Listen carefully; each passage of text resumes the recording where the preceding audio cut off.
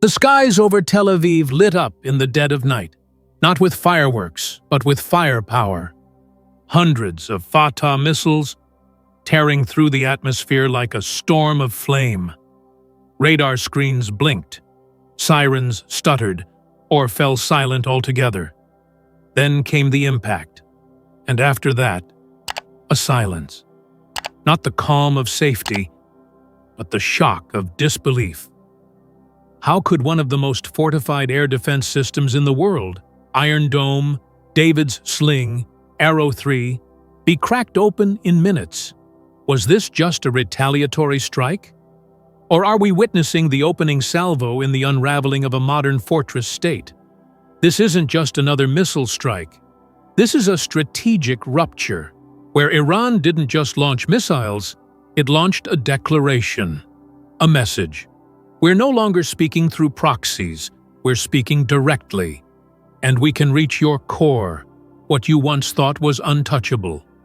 The FATAH barrage didn't just puncture infrastructure. It shattered confidence. Confidence that decades of layered defense and Western military supremacy could shield against a new generation of warfare. The bigger question now is, are we witnessing a counterpunch, or the beginning of an asymmetric war where speed, precision, and audacity will rewrite the rules of deterrence and dominance? Its name is FATAH, a word that, in Arabic, means conqueror, or one who brings victory. But this is no mere symbol. FATAH is the cutting edge of Iran's ballistic missile evolution, engineered not just for destruction, but for messaging. In the hands of the Islamic Revolutionary Guard Corps, IRGC, it has become both a tactical weapon and a strategic statement. Unlike the proxy militias or smuggled rockets of the past, FATAH is Iran's direct voice on the battlefield, and it speaks with terrifying clarity. This missile wasn't built to scare civilians. It was built to break systems, to challenge the illusion of invincibility surrounding modern air defense networks. Its very design reflects a shift in Iran's military doctrine, from deniability to confrontation, from subtlety to spectacle. FATAH is not just a missile, it's a transition point in modern warfare. Where once Iran operated from the shadows, it now steps into the light, brandishing a weapon that can reach deep into enemy territory in seconds. A missile that doesn't just destroy, but demands to be recognized. To Israel, it isn't just a threat. It's a nightmare scenario. A fast, smart, maneuverable projectile engineered specifically to target the nerve centers of power. To the world, it's a signal. The age of strategic impunity is over. The balance of power in the Middle East is no longer anchored in air superiority alone. FATAH is the spearhead of a new military language, not just a tool of war, but a redefinition of who gets to strike and who can no longer hide behind their shields. FATAH isn't just fast, it's hypersonic. Traveling at speeds between Mach 13 and Mach 15, it crosses the 1,400-kilometer distance from Iran to Tel Aviv in under 400 seconds. That's less time than it takes most people to finish a cup of coffee. In the era of split-second warfare, time is everything, and FATAH owns the clock.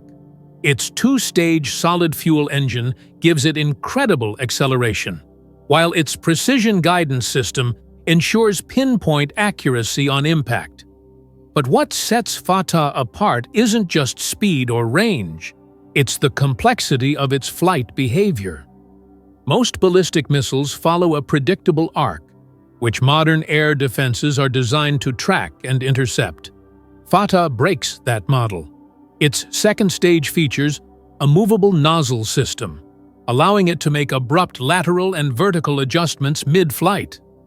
In its terminal phase, it activates a variable re-entry vehicle, VRV system, capable of performing last-second evasive maneuvers as it descends toward its target.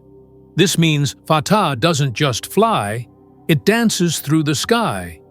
And then there's the plasma cloak, As it enters the upper atmosphere at hypersonic speed, FATAH generates superheated ionized particles around its body, creating a temporary radar blackout zone.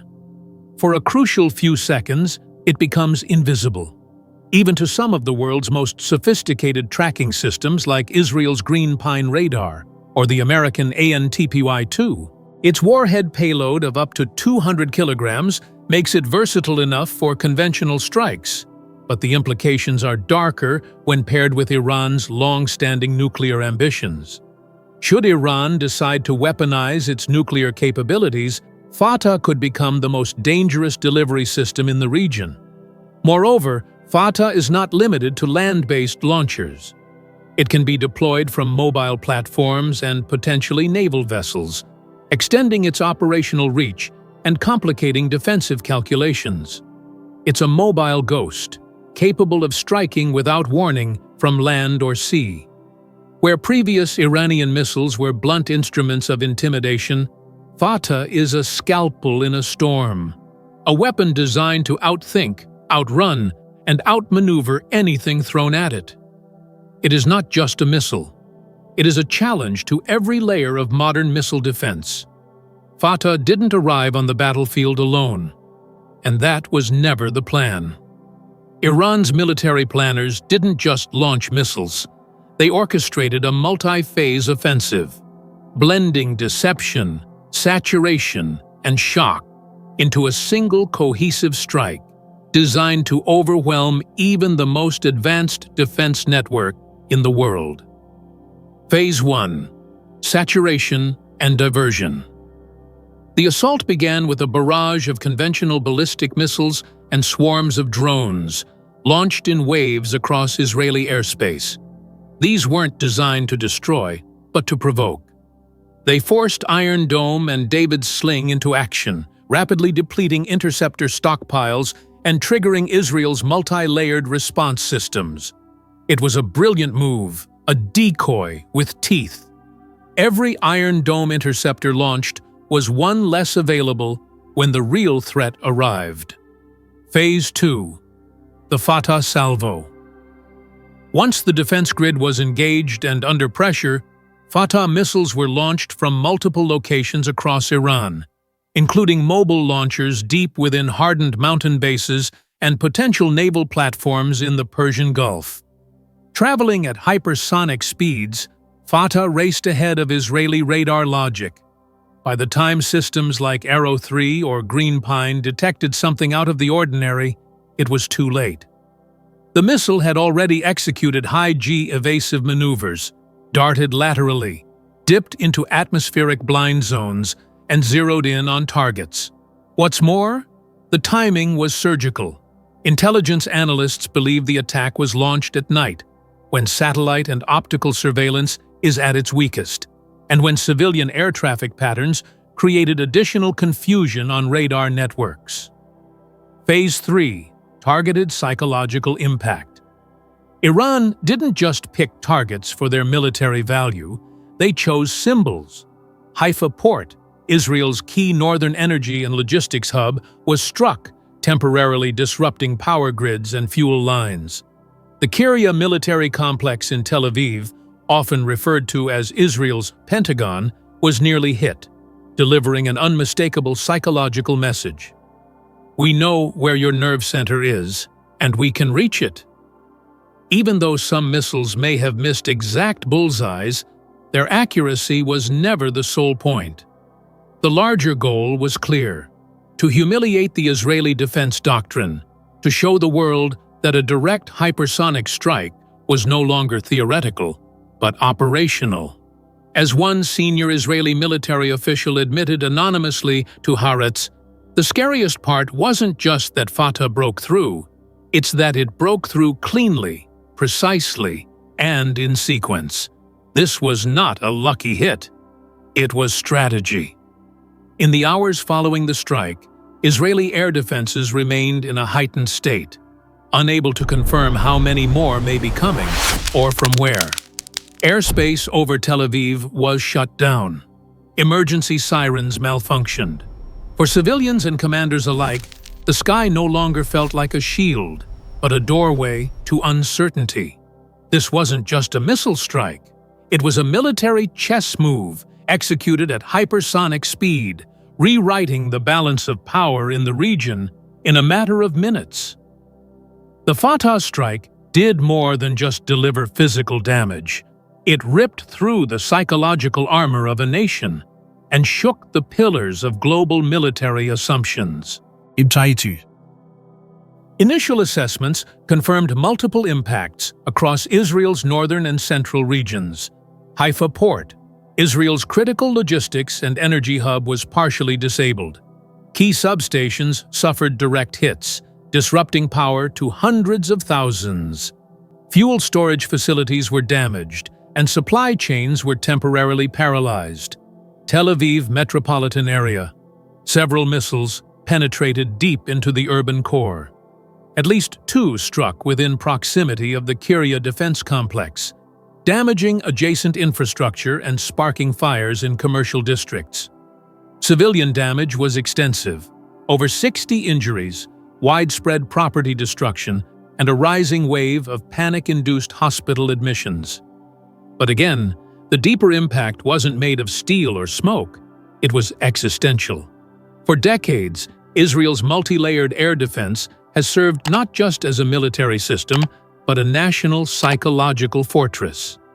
The Iron Dome became a symbol of invincibility, a digital guardian angel patrolling the skies. FATAH destroyed that illusion. It proved that no matter how many interceptors are launched, no matter how advanced the algorithms, a well-designed, maneuverable hypersonic threat could slip through. It wasn't a failure of equipment, it was a failure of assumption. Citizens reported feeling betrayed by the sky. Families once confident in shelter protocol and warning systems suddenly found themselves defenseless in real time. And this fear isn't temporary. It has rewired public perception of safety. The strike shattered one of the most crucial concepts in military strategy: the deterrence bubble. For Israel, deterrence has always relied on 2 things: overwhelming retaliation capacity, the Samson option.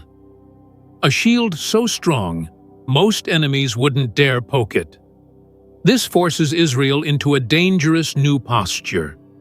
Do they retaliate with overwhelming force, risking escalation into full-scale war, or rebuild their defenses and gamble on diplomacy while appearing vulnerable?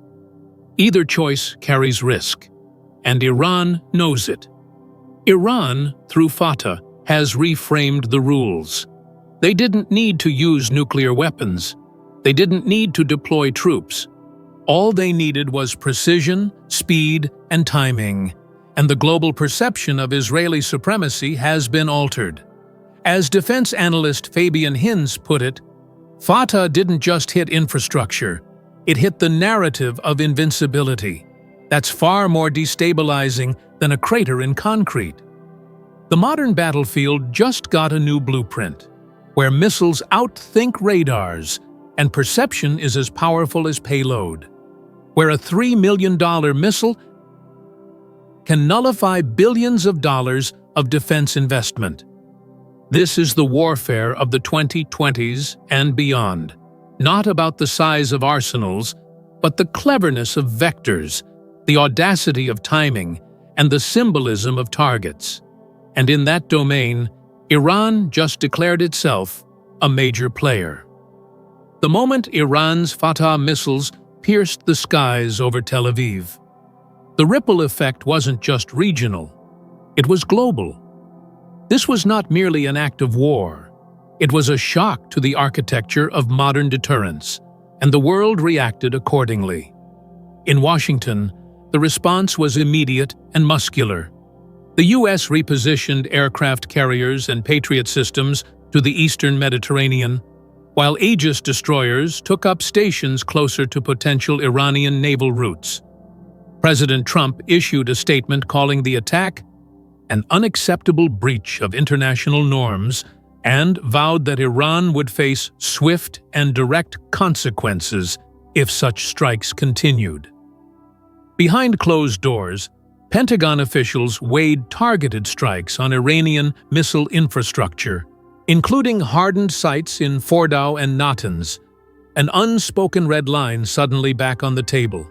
Russia and China played their roles as strategic spectators and quiet opportunists.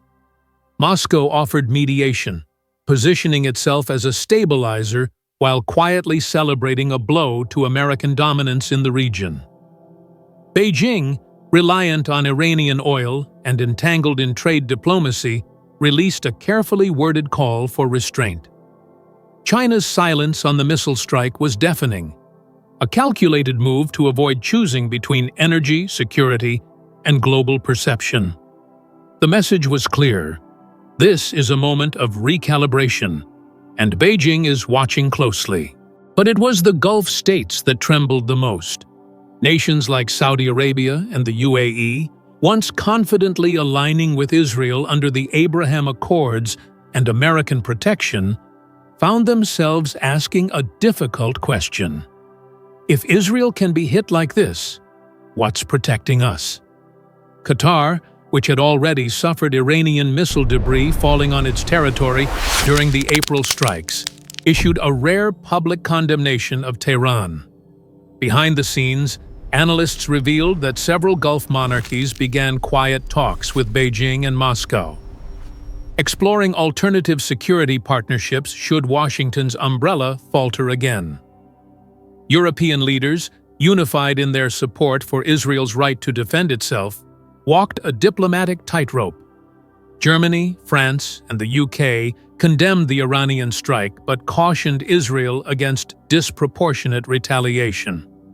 The G7 called an emergency summit, not just to de-escalate, but to rethink the fragility of alliances in an era of hypersonic threats. Meanwhile, global markets reeled. Oil prices surged by over 10% in the first 24 hours, before stabilizing as shipping lanes in the Strait of Hormuz remained open. However, energy traders signaled long-term volatility if Iran weaponized its maritime influence. Defense contractors saw a windfall. Stocks in Lockheed Martin, Raytheon, and Rafael surged as demand for next-generation missile defense systems skyrocketed. Investors knew what governments feared. The age of invulnerability had ended. Even beyond the economic fallout, the strategic realignments were undeniable. The Abraham Accords stalled. Diplomatic progress between Israel and several Arab states paused indefinitely and walked away from ongoing nuclear negotiations, signaling a new, more defiant chapter in its confrontation with the West. What FATAH unleashed was not just destruction, it was doubt. Doubt in shields once thought impenetrable. Doubt in the permanence of alliances. Doubt in the notion that distance or diplomacy could shield a country from precision fire in the hypersonic age. From Washington to Riyadh, Berlin to Tel Aviv, one truth echoed in military briefings and late-night emergency sessions. The strategic map of the Middle East has changed, possibly for good. The launch of FATAH was not just a strike, it was a strategic declaration. Iran didn't just attack military infrastructure, it assaulted the very idea of regional stability, of deterrence as we know it, and of who holds power in the 21st century battlefield. For decades, Iran fought from the shadows, arming proxies, leveraging militias, and engaging in asymmetric warfare. But this was different. This time, Iran spoke directly. Not through code, not through proxies, but with a missile that tore through sky and illusion alike, crashing into the heart of a nation once thought invulnerable. FATAH is more than a missile. It's a symbolic rupture, a kinetic thesis in Iran's evolving military doctrine. It's proof that regional powers no longer need nuclear warheads to reshape the balance of power. They only need precision, audacity, and speed. It's the equivalent of a modern-day sledgehammer smashing through the stained glass window of traditional Western deterrence.